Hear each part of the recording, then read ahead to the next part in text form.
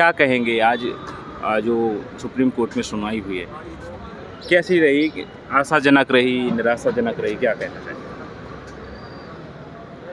हम लोग को सर बहुत हम लोग भावुक हो गए हैं सर। हम लोग आप तो रो रहे हैं यार।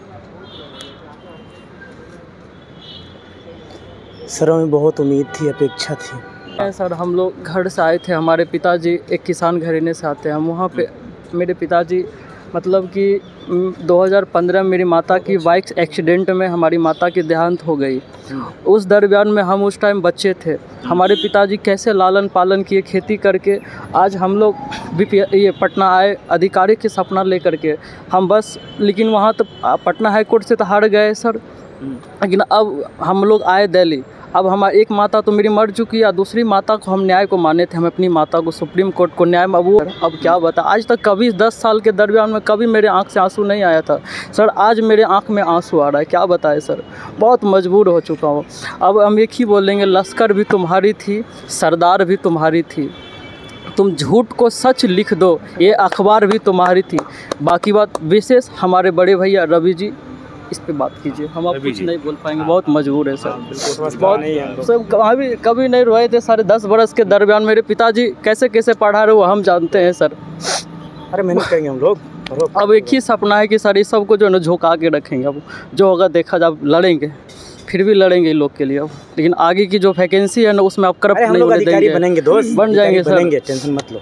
बाकी बात बड़े भैया दिल्ली सुप्रीम कोर्ट तक भी आए और हमें न्याय पर से भरोसा उठ चुका है सर। और हम लोग को सर किराया नहीं था, हम कैसे कैसे आए ना तो हम ही जान सकते हैं सर।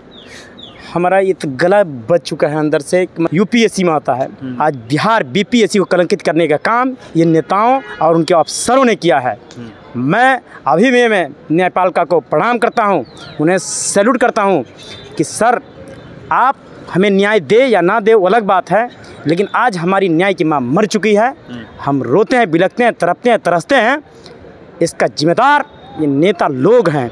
ये लोग ना करते तो ये आज इस जो हम जहाँ खड़े हैं रोड पर ना फुटपाथ पे, आज हम रात में सोए स्टेशन पर सर। हम भर रात सोए थे जिस दिन आए थे, तब जाके हमारा कोई असियाना छोटा सा रवि बाबू दिए हमको। बोला आप कहाँ रहते हैं रवि जी? रवि जी हमको आए, रवि जी को हम फ़ोन किए कि रवि सर हमको दिक्कत है, हम भर रात सोए हैं। सुबह में हम 5 बजे आए, इनको फ़ोन किए, रवि जी हमको सुलाएं। इनका भी छोटा सा कमरा सुमन, हम इसमें कैसे कैसे एडजस्ट किए सर, रात में सोए हैं। वो हमारे आत्मा, हम रो दिए सर। रू क्यों कि सर आज बिहार किस मोड़ पे खड़ा है। कभी बिहार महापुरुषों की धरती हुआ करता था, ये आर्यभट्ट की धरती को अपराध की धरती बना दिया है। ये दिनकर की धरती को दरिंदा की धरती बना दिया है। ये कर्पूरी की धरती को पेपर चोरी की धरती बना दिया गया है। ये आर्यभट्ट की धरती को बर्बरता और शोषण का धरती बना दिया है। आर्थिक हालात इतनी जर्जर है कि सर 2 वक्त की जो रोटी खाने के लिए ना उसके पिताजी कितना संघर्ष करते हैं। ठेला चलाते हैं, मतलब कि उनको रिक्शा चलाते हैं। हमारे पिताजी, मैं माँ कसम कहता हूँ सर, मेरे पिताजी अभी भी किसान है और मेरे पिताजी अभी भी सेब सब्जी खेती करते हैं। पिताजी को हमारा जो है ना इस बहुत बड़ा डिजीज़ है, तब पर भी 67 साल के हैं, हाथ कपते रहते हैं और काम करते रहते हैं। मैं देखता हूँ ना मंजर को, उन नज़ारा को मैं जब याद करता हूँ ना तो आंसुओं के सैलाब आ जाता है सर। दोस्तों नमस्कार, आप सभी का स्वागत है। जैसा कि हमने अभी इससे पहले एक वीडियो डाला और उसमें बताया कि आज सुप्रीम कोर्ट की जो बीपीएससी का मामला था उसके बारे में सुनवाई होनी थी। क्या कहेंगे आज जो सुप्रीम कोर्ट में सुनवाई हुई है, कैसी रही? आशाजनक रही, निराशाजनक रही, क्या कहना चाहिए? हम लोग को सर बहुत हम लोग भावुक हो गए हैं सर। हम लोग आप तो रो रहे हैं यार। सर हमें बहुत उम्मीद थी, अपेक्षा थी कि सर जो लोकतंत्र की मंदिर है, न्याय की मंदिर है, मुझे पूर्ण आस्था था कि हमें न्याय मिल जाएंगे सुप्रीम कोर्ट से, मगर नहीं हो पाया। हम यही कहना चाहते हैं कि बीपीएससी से भी कहना चाहते हैं और सरकार के तमाम जो भी प्रशासनिक महकमा हैं, जो आला कमान हैं, उनको भी मैं कहना चाहता हूँ। मैं विनम्रपूर्वक उनको प्रणाम करके करना चाहता हूँ कि सर हमारे लोकतंत्र को शर्मसार ना कीजिए, उन्हें तार ना कीजिए। आप एक अच्छे बड़े पदे पे आसीन हैं और बार बार बीपीएससी की पेपर लीक करेंगे और बार बार खरीद बिक्री करेंगे, तो इससे होता है क्या सर कि आने वाला जो युवा पीढ़ी है, जो नस्ल है ना, उनका मनोबल, उत्साह, प्रोत्साहन टूट जाता है कि भाई पेपर लीक हो ही रहा है, सीट बिक ही रहे हैं, तो हम लोग क्यों इतना संघर्ष करें। पैसे वाले लोग तो बन जाते हैं और हम लोग वंचित हो जाते हैं, उनकी हम लोग तो उन चीज़ों से तो दरकिनार हो जाते हैं। तो सर हमने इतना दिन रोया गर्दनी बाग में, गर्दनी बाग जो शिक्षा की गंगोत्री है, वहाँ पे हमने इतना, यहीं से गर्दनी बाग से हमने इतना याचना किया, आराधना किया, और लोकतंत्र के मंदिर जो हमारा तीसरा स्तंभ न्यायपालिका है, उन पे पूर्ण आस्था था कि हमें न्याय मिलेगी। लेकिन आज हमें उस न्याय की माता जो है वो भी हमारे लिए मर चुका है सर। बहुत हम आक्रोश हैं। आज जो आंसू आ रहे हैं आप लोगों के, ये लगातार 4 महीने से आप लोग आंदोलन कर रहे थे, आप भी साथ में। सर क्या बताएं, जब हम लोग आज से नहीं 8 दिसंबर से हम लोग शांतिपूर्ण से एकदम लड़ाई लड़े, एकदम मतलब कि समझिए ना, कभी किसी जहाँ पे हम लोग गर्दनी बाग में एक वृक्ष का पेड़ होता है ना सर, उसको नहीं बिगाड़े। लेकिन सरकार हम लोग के एलिगेशन लगा कि ये लोग नॉन सीरियस है। अगर नॉन सीरियस रहते सर तो हम हाई कोर्ट से दिल्ली पहुंच जाते, चंदा बंदा करके सारे विद्यार्थी से पैसे को एकत्रित करके हम लोग यहाँ पे पहुँचे। यहाँ पे एक तो हाई कोर्ट का जो जजमेंट था वहाँ पे भी हम लोग हार गए, वहाँ का जो जजमेंट था हाई कोर्ट का, लेकिन यहाँ का जो माननीय सर्वोच्चतम न्यायालय का जो जज साहब है वो उनको बड़ी गंभीरतापूर्वक से अध्ययन किया। तो हमें सबको पूर्ण विश्वास हुआ कि चलिए, जैसे कि मान लीजिए अगर सब चीज़ अगर कोई साथ नहीं देता तो हमारा एक ही है जो न्याय होती है, वो है सर्वोच्च न्यायालय। तो वहाँ से हम लोग सभी छात्र, हम हैं, ये झाजी हैं और ये हमारे रवि भैया हैं, बड़े भैया, सब मिल के, बहुत अन्य छात्र जितना भी थे सब लेके आए। लेकिन आज भी यहाँ पे हम लोग वही हुआ जो हाई कोर्ट ने हमें वहाँ दिया। अब बताइए सर कहाँ जाए सर, अब क्या करें। उसके बाद बहुत बचपन से सपना था हम लोगों को कि अधिकारी बन जाए, अधिकारी बनेंगे। पिताजी किसान हैं, हम लोग अधिकारी बनेंगे, लेकिन ये नहीं पता था कि बीपीएससी खुद इतना बड़ा व्यापारी बन जाएंगे। हम बहुत आहत हैं सर, हमारा सब्र का बांध टूटा जा रहा है और आज हम दिल्ली सुप्रीम कोर्ट तक भी आए और हमें न्याय पर से भरोसा उठ चुका है सर। और हम लोग को सर किराया नहीं था, हम कैसे आए ना, तो हम ही जान सकते हैं सर।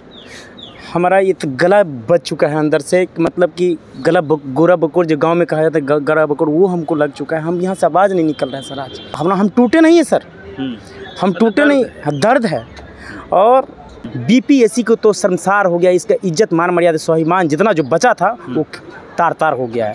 आज जो केस है वो डिसमिस हो गया जी सर, वो नहीं न्याय मिल पाया। आगे कुछ आगे यही है सर कि हम लोग तैयारी करेंगे, लेकिन हम लोग बीपीएससी को आगाह करते हैं, उन्हें हम कहते हैं कि एक ही बात उनसे कहेंगे कि आप भी वक्त है, संभल जाइए। हाँ, तो रवि जी क्या कहेंगे, जैसा इन लोगों ने बताया, अभी सुप्रीम कोर्ट से भी उम्मीद थी, जो भी उनने जजमेंट दिया उनका सम्मान करते हैं, लेकिन आप लोगों के वो हित में नहीं रहा, निराशाजनक रहा। क्या कहना चाहेंगे? देखिए, निश्चित रूप से जिस प्रकार की फैसला आई है या जो भी माननीय सर्वोच्च न्यायालय के वर्डिक्ट आए हैं उसके हम लोग स्वागत करते हैं। पूर्व में भी हमने कहा था आपको कि चूँकि हम लिखते हैं कविता, और कविता, गीत, संगीत या विचार, ये सारे ऐसे तंत्र और हथियार हैं जो आंदोलनों को धारदार बनाए हैं। भारतीय इतिहास को भी देखेंगे, उसमें भी देखे होंगे कि कविताओं का क्या रोल रहा। आज हम जहाँ खड़े हैं वहाँ माखन लाल जी का प्रतिमा है। ये माखन लाल जी एक ऐसे पत्रकार, कवि, लेखक थे। इनके नाम पर मेरा विश्वविद्यालय था, माखन लाल चतुर्वेदी। इन्होंने माखन लाल जी का एक कविता मुझे याद आता है कि मुझे तोड़ देना बनमाली उस पथ देना, तोड़ फेंक मातृभूमि को शीश चढ़ाने जिस पथ जाए बीरन। लेकिन जैसा हम लोग, हमारे भाइयों ने कहा, हम इनके लिए एक चीज़ कहना चाहेंगे कि दोस्त युद्ध नहीं जिनके जीवन में, वो भी कितने अभागे होंगे। या तो प्रण को तोड़ा होगा या रण छोड़ के भागे होंगे। और आज जिस प्रकार का फैसला है, निश्चित रूप से हम सभी लोग दुखी हैं। लेकिन एक लाइन और कहेंगे, जो भाई ने कहा कि लश्कर भी तुम्हारा है, सरदार भी तुम्हारा है, तुम झूठ को सच लिख दो, अखबार भी तुम्हारा है। इस दौर की फरियादी जाए तो कहाँ जाए, मजलिस भी तुम्हारा है और दरबार भी तुम्हारा है। तो निश्चित रूप से हम लोग बहुत दुखी हैं साहब। और फिर भी सर्वोच्च न्यायालय का जो फैसला है उसका स्वागत करते हैं। तो क्या कुछ लिखा है आपने? अब निश्चित रूप से एक कविता हम आपको सुनाना चाहेंगे। जैसा हम लोगों ने लड़ाई तो लड़ा, जीत और हार तो अपने मन का है, मन के हारे हार है, मन के जीते जीत है। इसके लिए मैं कहना चाहूँगा कि इस लोकतंत्र की जननी को मैं बारंबार प्रणाम करूं। इस लोकतंत्र के जननी को मैं बारंबार प्रणाम करूं। जब प्रण लिया था जीत का तो फिर हार को क्यों स्वीकार करूं। इस लोकतंत्र की जननी को मैं बारंबार प्रणाम करूं। आगे हमने इसमें लिखा, इस कविता में, कि जब मिला ना मुझको न्याय था तो, जब मिला ना मुझको न्याय था तो किया क्या क्या मैं उपाय कहूँ। कभी इस चौकट कभी उस चौकट, कितने हैं चक्कर लगाए कहूँ। खाकी खादी के भेष में वो कैसे कैसे मुझे छलते थे। तुम वोटर मेरे थोड़े हो, कह गिरगिट रंग बदलते थे। अब किस दरवाजे जाके मैं फिर न्याय की गुहार करूं। इस लोकतंत्र की जननी को मैं बारंबार प्रणाम करूं।